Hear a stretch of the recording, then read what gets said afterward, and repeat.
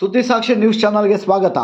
ಆಂಧ್ರ ಪ್ರದೇಶದ ಪಿಠಾಪುರಂ ವಿಧಾನಸಭಾ ಕ್ಷೇತ್ರದಿಂದ ಬಿಜೆಪಿ ಮೈತ್ರಿಕೂಟದ ಅಭ್ಯರ್ಥಿಯಾಗಿ ಚುನಾವಣೆಗೆ ಸ್ಪರ್ಧಿಸಿರುವ ಪ್ರಖ್ಯಾತ ನಟ ಪವನ್ ಕಲ್ಯಾಣ್ ಅವರ ಗೆಲುವಿಗಾಗಿ ಗೌರಿಬಿದನೂರಿನ ಪವನ್ ಕಲ್ಯಾಣ್ ಅಭಿಮಾನಿಗಳು ವಿಶೇಷ ಪೂಜೆ ಸಲ್ಲಿಸಿ ನಂತರ ನಗರದ ಜೀವಜಲ ಅನಾಥಾಶ್ರಮದಲ್ಲಿ ಅನ್ನ ಸಂತರ್ಪಣೆಯನ್ನು ನೆರವೇರಿಸಿದರು. ಈ ಸಂದರ್ಭದಲ್ಲಿ ನಗರಸಭೆ ಮಾಜಿ ಸದಸ್ಯರಾದ ಕೆ.ಎಸ್. ಅನಂತರಾಜ್ ಅವರು ಮಾತನಾಡುತ್ತಾ, ನಟ ಪವನ್ ಕಲ್ಯಾಣ್ ನಿಜಕ್ಕೂ ಒಬ್ಬ ಆದರ್ಶ ವ್ಯಕ್ತಿ. ಅವರಿಗೆ ಯಾವುದೇ ಅಧಿಕಾರವಿಲ್ಲದಿದ್ದರೂ ಕೂಡ ತಮ್ಮ ಸ್ವಂತ ದುಡಿಮೆಯ ಹಣದಿಂದ ಸಮಾಜದ ಕಟ್ಟ ಕಡೆಯ ವ್ಯಕ್ತಿಗೂ ಸಹಾಯ ಮಾಡುತ್ತಿದ್ದಾರೆ. ಈಗಾಗಲೇ ಆಂಧ್ರ ಪ್ರದೇಶದಲ್ಲಿ ಪವನ್ ಕಲ್ಯಾಣ್ ಹವಾ ಎಲ್ಲೆಡೆ ವ್ಯಾಪಿಸಿದ್ದು, ಜನಸೇನಾ ಪಕ್ಷದ ಎಲ್ಲ 23 ಮಂದಿ ಅಭ್ಯರ್ಥಿಗಳು ಸಹ ಜಯಭೇರಿ ಬಾರಿಸಲಿದ್ದಾರೆ ಎಂದು ವಿಶ್ವಾಸ ವ್ಯಕ್ತಪಡಿಸಿದರು.